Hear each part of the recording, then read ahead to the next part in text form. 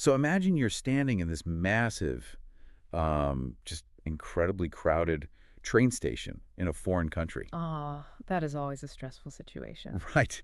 It's terrifying. Right. And you don't speak the language at all. So you're frantically pointing at your luggage, you look at the ticket agent, and you just shout, "Train, late, missed." Which is, a very human reaction. Yeah. But think about what you just did there. Like, your grammar is completely broken. You have absolutely zero syntax. Right. You didn't conjugate a single verb. Exactly. But guess what?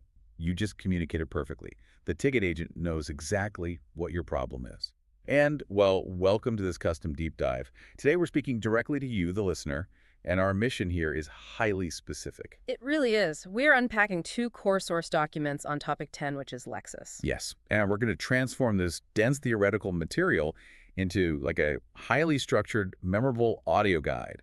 And it's designed specifically to help you absolutely ace your upcoming teaching exam. And that train station scenario you just mentioned, it's actually the perfect place to start. Really? How so? Because it completely shatters how we used to think about language teaching. I mean, for decades, the methodology was entirely backwards. Backwards in what way? Well, the academic world treated grammar as the undisputed king of the classroom. Like, if language was a house, teachers spent months and months obsessing over the blueprints. Oh, like making sure the scaffolding was perfectly mathematically straight. Exactly, checking every structural angle. And vocabulary, the Lexis, was treated as this secondary afterthought. Just a random pile of bricks you had to memorize for Friday's quiz. Right. But you can't live in a blueprint. Yeah. I mean, you can have the most beautiful, structurally sound scaffolding in the entire world, but if you don't actually have any bricks, you don't have a house, you just have empty space. Which is exactly the realization modern linguistics eventually came to. The script flipped entirely. And, if you want to score highly on your teaching exam, you can't just write a generic sentence like, vocabulary is important. Right, the examiner's going to want more than that. Much more. You have to prove to the examiner that you understand this historical shift. You need to anchor the introduction of your essay with the heavy hitters who actually caused that paradigm shift. Okay, let's unpack this then. We need to give you, the listener, the exact names to drop in that opening paragraph. And I know the first one is David Wilkins. Yes. He essentially delivered the mic drop quote for this entire field of study, didn't he? He really did. Wilkins is the foundational name you absolutely need to write down. He crystallized this whole movement by arguing that, well, while grammar allows speakers to structure language, without vocabulary, conveying meaning is essentially impossible. So what was his famous quote? His famous summary was basically, without grammar, very little can be conveyed, but without vocabulary, nothing can be conveyed. Wow, okay, so that's our theoretical starting point. No bricks, no house. Exactly. But then the sources also bring in Del Hymes. How does he fit into this intro paragraph? Does he, just agree with Wilkins? Well, Hymes takes it a step further. You want to connect Hymes to the broader foundational concept of communicative competence. Communicative competence, Oh, yeah. okay. Before Hymes, linguists were mostly focused on whether a sentence was grammatically correct in a vacuum. Just on paper, basically. Right. But Hymes moved the goalposts. He said, it doesn't matter if you know the abstract rules of a language if you don't actually know how to use it appropriately in real, messy, everyday social life. Which brings us right back to the train station. Yes. The train. Late. Missed. Guy has high communicative competence in that specific survival moment, even if his grammatical competence is literally 0. Precisely. And that leads to the third and final authority you must mention in your introduction, which is the CEFR. The Common European Framework of Reference for Languages, right? Someone. That's the gold standard for language assessment across Europe, like the system that gives you your A1, B2, C1 levels. Exactly. The CEFR officially codified all of this theory into law, so to speak. It officially recognizes lexical competence not just as a nice bonus, but as a fundamental, non-negotiable pillar of overall communicative competence. Okay, so if you structure your essay's introduction, moving from Wilkins' theory to Hymes' communicative focus to the CEFR's practical framework. You are immediately signaling to the examiner that you deeply grasped the modern pedagogical landscape. Boom, love that. So we've established the why. We've proved to the examiner that Lexis is vital. But if we're going to build out the body paragraphs of this exam essay, we can't just define Lexis as a simple dictionary list of words, No, definitely not. because there's a much deeper mechanism at play here. We need to transition from the importance of Lexis to its actual nature. Wait, let me make sure I'm following the sources here. So learning a language isn't just memorizing a dictionary word by word. It absolutely is not. And that's like the biggest trap learners and sometimes new teachers fall into. Yeah, they treat the brain like a blank hard drive where you just drop in individual word files. Because if it were just single words, learning a language would be like going to a hardware store and buying, I don't know, individual screws, individual pieces of wood, and single hinges. Oh, that's a great way to put it. Right. And then trying to build a complex cabinet from scratch every single time you open your mouth to speak, and the cognitive load of that would be exhausting. It would be impossible. That is a brilliant way to visualize the problem. If we actually spoke word by word, piecing together every single sentence using isolated vocabulary and grammatical rules in real time, human conversation would move at a snail's pace. Yeah, we'd never get anything done. Exactly. And that brings us to the next major authority you need to cite in your theoretical framework section, which is Michael Lewis. Michael Lewis, he's the scholar who essentially said, hey, stop buying individual screws, right? He's the one. Lewis proposed what is known as the lexical approach. His most influential theory is that language doesn't consist of traditional grammar and isolated words, but rather of lexical chunks. Lexical chunks. Right. These are prefabricated multi-word units, collocations, and idiomatic expressions. So instead of buying the raw screws and wood, you're like going to IKEA and buying prefabricated furniture panels that just snap together. Exactly. We do not process language word by word. Think about it. When an English speaker says, by the way, they're not going into their mental dictionary, retrieving the word by, then retrieving the word the, then retrieving the word way, and analyzing the grammatical relationship between them. Right, that would take way too long. The brain retrieves the entire three-word phrase as a single prefabricated unit of meaning. It's an efficiency hack for the human brain. It's so much faster. So when you're writing your exam, you need to emphasize that Lexis includes these chunks. And collocations are a huge part of this, right? The idea that certain words just magnetically attract each other in a language. Yeah. Collocations are critical to mention. A classic example is how we say heavy rain in English. Oh, yeah. We don't say thick rain or strong rain, even though grammatically and logically those make perfect sense. Yeah, strong rain sounds completely wrong to a native speaker. Because heavy and rain are a collocation. They are a pre-packaged chunk. A learner with a dictionary might say strong rain, but a native speaker pulls the pre-packaged heavy rain chunk off the mental shelf. So even though words still fall into grammatical categories, like you still have nouns, verbs, adjectives, the focus in the modern classroom has to remain on their meaning and how they group together in these chunks. That's exactly the transition you need to make in your essay. You move from the intro saying Lexis is important to the first body paragraph saying Lexis is actually made of chunks, as proven by Michael Lewis. But that raises a massive question for me. What's that? Well, if our brains love these prepackaged chunks so much, where do the actual pieces come from? Like, how does English keep inventing new vocabulary every single day to form these chunks? I mean, 20 years ago, the word podcast didn't exist. Right. But now it's a globally understood chunk of meaning. So how does this actually work mechanically? This is where you get to show off your technical linguistic chops in the next section of your essay. You need to map out the highly structured lists of word formation processes. Okay, let's get into it. The sources break this down into morphological processes, which is how we physically build new words, and semantic networks, which is how we organize them. Let's start with building them. The brick-making factory. Exactly. The first major morphological process you should detail is derivation. This involves adding prefixes or suffixes to a base word. Okay. But what's crucial to explain to the examiner is why we do this. Derivation fundamentally changes the core meaning or the grammatical category of the word. Give me an example. Well, for example, you take the adjective happy, you slap the suffix aloneness onto the end of it, and you've manufactured a brand new noun, happiness. Oh, I see. You've taken one piece of clay and fired it into a totally different shape of brick. And you've expanded your expressive capability immensely without having to invent a totally new sequence of sounds. That's pretty clever. What's next? The second process is compounding.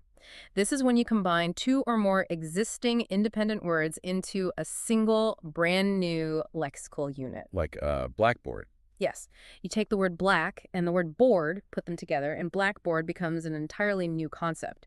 It's not just a board that happens to be painted black, it's a specific educational tool. Okay, got it. But what about conversion? Because looking at the sources, this is the one that really caught my eye. It's a fun one. Is conversion basically just when we verb a noun, like taking a thing and turning it into an action? That's entirely what it is, and linguists sometimes call it zero derivation because you aren't adding any prefixes or suffixes at all. Oh, zero derivation. I like that. Yeah, conversion is changing a word's grammatical category without changing its physical form one bit. And if you really want to impress the examiner, point out that conversion is the ultimate linguistic efficiency hack. It proves that speakers are inherently wonderfully lazy. We just recycle old words for new jobs rather than inventing new words. Precisely. The classic modern example is email. Oh, sure. It started strictly as a noun like, I sent you an email. But society needed a verb for the action of sending that digital message. Instead of inventing a new word, we just seamlessly converted it into a verb without changing a single letter. I will email you later. It's like a magic trick. The word just puts on a different hat, walks into a different room of the sentence, and goes to work doing a completely different job. That's a great way to think of it. And the sources also mention clipping and blending. These really show how impatient and dynamic everyday language is, don't they? They do. Clipping is just cutting down longer words because we're in a hurry. So gymnasium becomes gym, laboratory becomes lab, and blending is smashing two words together to create a hybrid concept. You take breakfast and lunch, smash them together, and you get brunch. My favorite meal of the week. Exactly. Bringing these up in your essay shows the examiner you understand that the lexicon isn't some dead, dusty list locked in a vault. It's a living, breathing, constantly evolving system. Okay, so that covers how the words are physically built. We have derivation, compounding, conversion, clipping, and blending. But once these thousands of words are built, they don't just float around in our brains like lottery balls in a machine, do they? No, definitely not. If they did, we'd never be able to retrieve them fast enough to speak. They have to be meticulously organized. So how does the brain do that? That leads to the next section of your essay, lexical relationships, or semantic networks. You need to detail how words connect to each other in the mind. And the first relationship is synonymy. Synonymy. So words that mean the exact same thing, like big and large. Well, let's look closer at that because true synonymy, where two words are 100% interchangeable in every possible context, is incredibly rare. Oh, really? Yeah. Usually synonyms differ in terms of formality, social context, or subtle connotation. Oh, that makes sense. Because I can say, I'm going to buy a hot dog, but I would never say, I am going to purchase a hot dog. Exactly. Even though buy and purchase are synonyms, purchase has a, formal corporate connotation. You purchase a vehicle, you buy a snack. You nailed it. So part of teaching lexical competence isn't just saying these words mean the same thing. It's teaching the student which synonym fits the specific social context. Right. The second major relationship is antonymy words with opposite meanings. Hot and cold, dead and alive, pass and fail. You should note in your essay that these oppositions are actually crucial for structuring human reality. We often define concepts by what they are not. Right. You can't really explain dark without relying on the concept of light. Okay. The third semantic relationship mentioned in the sources is hyponymy. So if synonymy is words that share a meaning, is hyponymy words that sound the same? I don't know, you're thinking of homophones like bear and bear. Right, right. Hyponymy is different, and it's a fantastic concept to highlight in an exam. Hyponymy is about hierarchical relationships. It's the idea that the meaning of a specific word is nested inside the meaning of a broader umbrella category. So it's like the mental filing cabinet. Yes, exactly. For example, rose is a hyponym of the broader category flower. Sedan and SUV are hyponyms of the broader category vehicle. Oh, I see. Explaining this shows you understand how the brain categorizes vocabulary from general to highly specific, which is what allows us to navigate massive amounts of data efficiently. Okay, let's take a breath and look at where we are. We have the foundational theory from Wilkins and Himes. Right. We have the chunks theory from Michael Lewis. We've explained how words are built using morphology and how they're organized in mental filing cabinets using hyponymy and synonymy. It's a solid foundation. But this is a lot of theory. How do we pivot this essay into the real world? What does all this brain science actually mean for you, the listener, when you are standing in front of 30 students on a Tuesday morning? This is the crucial pivot in your essay. You have to transition from the theoretical framework to the implications for teaching. Because theory without practice is kind of useless. Right. Pedagogy has to mirror theory. If the theory says Lexis is about meaning, chunks, and contextual networks, then your teaching methods simply cannot rely on handing out alphabetical lists of isolated words to be memorized by rote. Right, because that would be going right back to forcing them to buy single screws at the hardware store. It ignores everything we just learned about how the brain actually works. The most critical implication you must stress is contextualization. Words have to be presented in meaningful contexts and authentic texts, never in a vacuum. When a learner encounters a new word deeply embedded in a fascinating story, an article, or a real-life roleplay, they see how it interacts with other words. They see those natural collocations, like the heavy rain we talked about, actually occurring in the wild. They see the prefab furniture already assembled in the living room, so their brain immediately understands what it's for and how it fits. That's a perfect analogy. And the next major implication for the classroom is fostering learner independence. Wait, what does that mean exactly? Well, the reality of language is that it's too vast. A teacher cannot possibly explicitly teach every single word a student will ever need in their lifetime.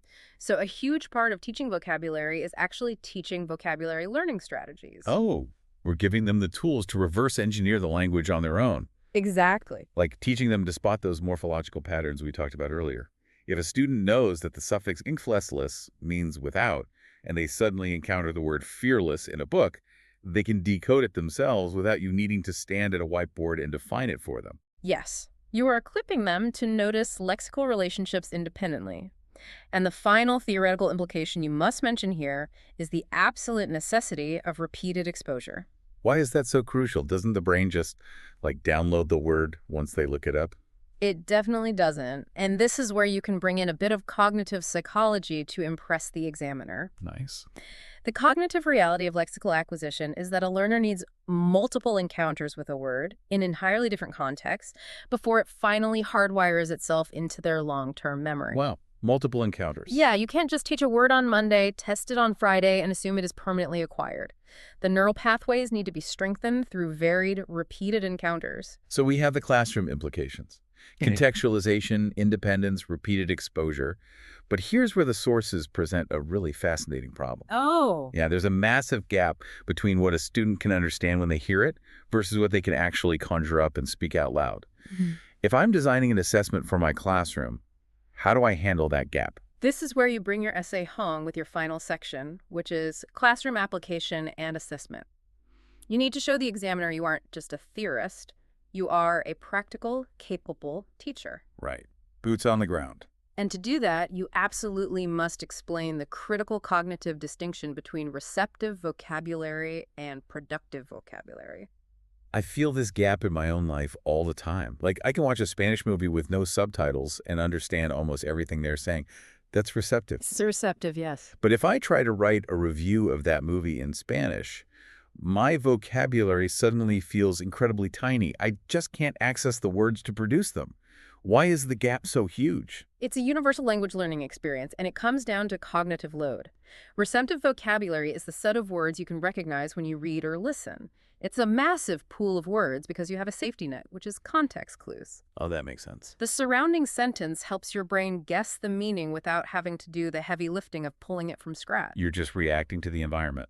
Right. Productive vocabulary, on the other hand, is the set of words you can actually recall spontaneously and use accurately in your own speaking and writing. Which is way harder. Exactly, because that requires independent neurological retrieval. There's no safety net. You have to pull the exact right brick out of the filing cabinet on demand. It is much harder, which is why the productive pool is always much smaller than the receptive pool. So if I'm the teacher, my assessment tools need to account for both sides of that coin. It can't just be a spelling test. Exactly. For your exam, you should advise against traditional translation quizzes. Explain that you would use reading and listening comprehension activities to test their receptive skills.